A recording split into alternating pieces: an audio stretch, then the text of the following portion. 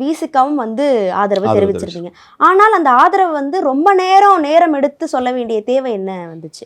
இது நீங்கள் செய்தியாளர்களாகிய நீங்களும் வந்து இல்லை ஊடகவியலாளர் நீங்களும் வந்து ரொம்ப நேரம்னு சொல்கிறீங்களே. எலெக்ஷன் ரிசல்ட் வந்தது. அவர் 108 இடங்களில் வெற்றி பெற்றார். 107 தான் டெக்னிக்கலாக நம்பரு. இப்போ அவர் ஆட்சி அமைக்க போகிறாரு. இப்போ நீங்கள் ரொம்ப நேரம் ஆனதுன்றீங்களே, எதுக்கு ரொம்ப நேரம் ஆனதுன்னு மட்டும் சொல்லுங்கள். லெட்டர் கொடுக்கறதுக்கு ஆனது. லெட்டர் கொடுக்காதனால என்ன தாமதமாச்சு? எந்த வேலை தாமதமாச்சு? அவர் முதலமைச்சராக பொறுப்பேற்கிறது தாமதமாச்சு. அதானே தாமதமாச்சு. இப்போ நாங்கள் லெட்டர் கொடுக்க தாமதப்படுத்தணும்னு நீங்கள் ஒரு விஷயத்தை முன் வைக்கிறீங்க. நாங்கள் லெட்டர் சீக்கிரம் கொடுத்துருந்தா என்ன நடந்திருக்கும்? சீக்கிரம் 10ஆம் தேதி பதவியேற்பு வந்து 9ஆம் தேதி நடந்திருக்கும். அப்படி தானே? கரெக்டு தானே? அப்போது பதவியேற்பு தள்ளி போச்சு. இப்போ நாங்கள் லெட்டர் கொடுக்காதனால பதவியேற்பு தள்ளி போச்சு. அதுதானே உங்கள் குற்றச்சாட்டு. இப்போ டிலேன்றது நீங்கள் அதானே. நாங்கள் லெட்டர் டிலே பண்ணதுனால என்ன வேலை நின்று கேட்டு போச்சு?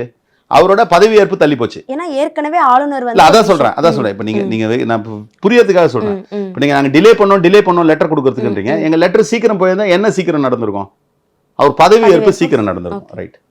இப்போ இவர் வெற்றி பெற்ற உடனே போய் ஒரு லெட்டர் கொடுக்குறாரு கவர்னர்கிட்ட. என்னன்னு கொடுத்தாரு? எனக்கு 108 எம்எல்ஏ 107 பேர் இருக்கிறோம். நாங்கள் காங்கிரஸும் ஒரு 5 கொடுத்துருக்காங்க. அரசமைப்பு சட்டம் என்ன சொல்லுது?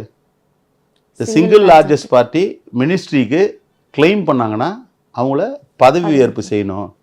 இப்போ சமீப காலங்களில் வந்து 2 கட்சி 3 கட்சி ஒரே நேரத்தில் கேட்குற சூழல்லாம் வந்து நீதிமன்றத்துக்குலாம் போச்சு. இங்கே அந்த பிரச்சனை இல்லை. கவர்னர் என்ன பண்ணியிருக்கணும்? பதவியேற்று வச்சிருக்கணும். அப்போ எங்கள் லெட்டர் டைம்ன்றது கொஸ்டின் வந்திருக்குமா? ஓகே, கொஸ்டின் வந்திருக்குமா? ஆச்சி மசாலா. எந்த சமையலும் ருசி தேடும் ரகசியம். 20 ரூபாய்.